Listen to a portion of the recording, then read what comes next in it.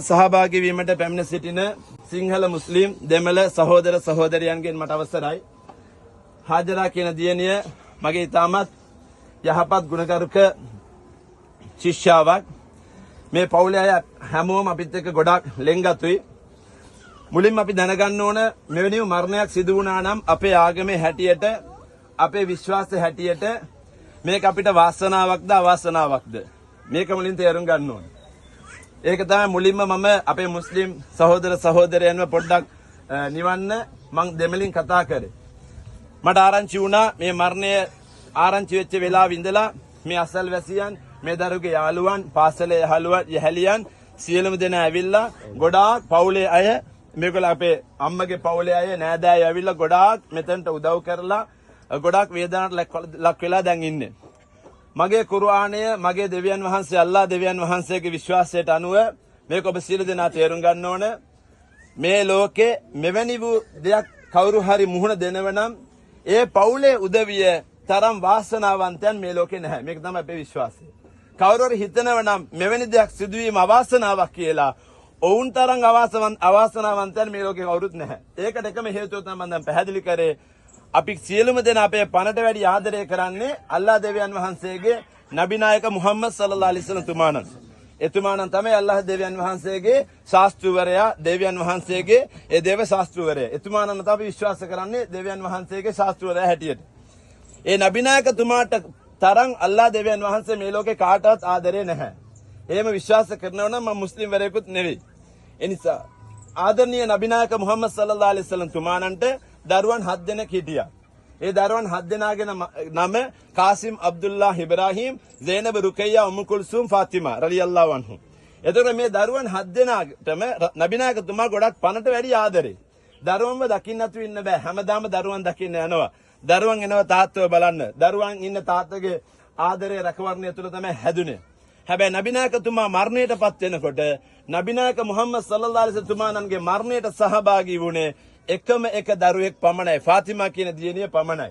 දරුවන් 6 දෙනෙකු නබි නායක තුමාගේ තම තාත්තගේ මරණයට සහභාගී වුණේ නැහැ. ඒක මුස්ලිම් හැමෝම දන්නවා. ඒකට හේතුව එතුමාණන් ඒ දරුවන් 6 දෙනාගේ මරණයට සහභාගී වෙලා ඉවරයි.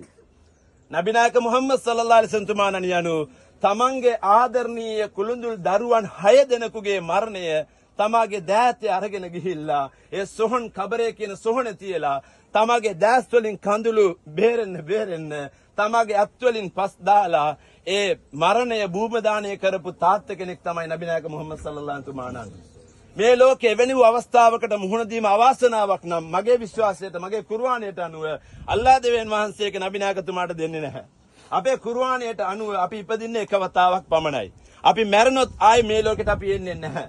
අපි සොහොන් ජීවිතය ගත කරනවා. ලෝක අවසාන දිනේ, යුගාන්ත දිනේ, the day of the judgment කියලා අපි කියනවා. ඒ දවස වෙනකන් සොහොන් ජීවිතය තමයි උන්ට ලැබෙන්නේ. මේ ජීවත් වෙච්ච කාලය තුල යහපත් ජීවිතයක් ගත කරා නම් සියලුම දෙනාගේ ආදරය, ඒ ප්‍රාර්ථනාවන් අරගෙන මේ ලෝකෙන් වෙන් වෙන්න පුළුවන් නම් ලෝක අවසාන දිනේ දක්වා ඔවුන්ගේ යහන, ඔවුන්ගේ මිහිදන් කරන ලබන ඒ කබරය ස්වර්ගයෙහි, දිව්‍ය ලෝකයෙහි ලස්සන මල්වත්තක් බවට පත් කරන බවට නබි නායක මුහම්මද් සල්ලල්ලාහු අලයිහි වසල්ලම් සඳහන් කළා. කවුරු හරි පාප ක්‍රියාවන් වලට වහල් වෙලා දෙවියන් වහන්සේට අවනත නොවි ජීවත් වෙලා මරණයටපත් වෙනව නම් ඒ ලෝක අවසාන දිනේ දක්වා ඔවුන්ගේ කබරය සොහන ඊටමත් දරුණු අපායෙහි දඬුවම් වලට ඔහු මුහුණ දෙන බව ඉස්ලාම් ආගම අපිට උගන්වලා තියෙනවා. ඊට පස්සේ ලෝක අවසාන දිනේදී අල්ලාහ් දෙවියන් වහන්සේ ඉදිරියේ අපි සියලුම දෙනා එකතු වෙනවා. එදාට තමයි තීරණය කරන්නේ ඔබ යන්නේ ස්වර්ගයටද ඔබ යන්නේ අපායටද කියන එක. ඊට පස්සේ ස්වර්ගයට යන්නට අභිෂේක ලැබු සියලුම දෙනා උතුම් වූ ස්වර්ගයට ප්‍රවේශ වෙනවා. නිරයට යන අය නිරයට යනවා. එදාට අපි මේ ලෝකේ කරපු පින් රැස් කරපු පින් වලට වැඩිය අපිව ස්වර්ගයට ඇතුල් කරන්නේ අපි මේ ලෝකේ මුහුණ දීපු මෙවැනි වූ විපත් ඒ වගේම ලෙඩ රෝග වලට මුහුණ දෙලා අපි ඒව ඉවසනවා. අපි ඒව ඉවසනකොට අපිට ලැබෙන පින තරම් පිනක් මේ ලෝකේ කිසිම අපිට දේව නැමදුමකින් අපිට ලබා ගන්න බෑ. ඒ නිසා අපි මේ ජීවත් වෙන්නේ අවිනිශ්චිත බොරු ජීවිතයක් තුල. මේක අපේ සැබෑ ජීවිතය නෙවෙයි. සැබෑ ජීවිතය තියෙන්නේ මරණයෙන් පස්සේ තමයි. මරණයක් නොමැති ජීවිතය තියෙන්නේ.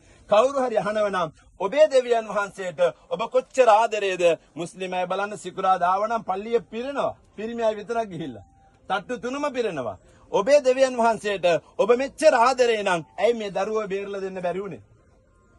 ඇයි මෙච්චර ප්‍රාර්ථනා කළත් මේ දරුවව දෙන්න බැරි වුනේ? අපි අහනව නේද? එහෙම පුළුවන් නම් මේ ලෝකේ දෙවියන් වහන්සේ අපේ විශ්වාසය අල් කුර්ආනය. මේ කුර්ආනය තුල කොහේ හරි දෙවියන් වහන්සේ කියනවා නම් ඔබ මාව විශ්වාස කරන්න, මම ඔබට ලෙඩක් දෙන්නේ නැහැ, දුකක් දෙන්නේ නැහැ, කරදරයක් දෙන්නේ නැහැ, විපතක් දෙන්නේ නැහැ කියලා කුර්ආනයේ තියෙනවා නම් පෙන්වන්න අපි පිළිගන්නම්. අපේ කුර්ආනයේ කොහෙත් මෙහෙම සඳහන් වෙලා නැහැ. දෙවියන් වහන්සේ කියන්නේ ලෝකේ අපි සතුටුටපත් කරන පුද්ගලයෙක් නෙවෙයි. දෙකම බැලන්ස්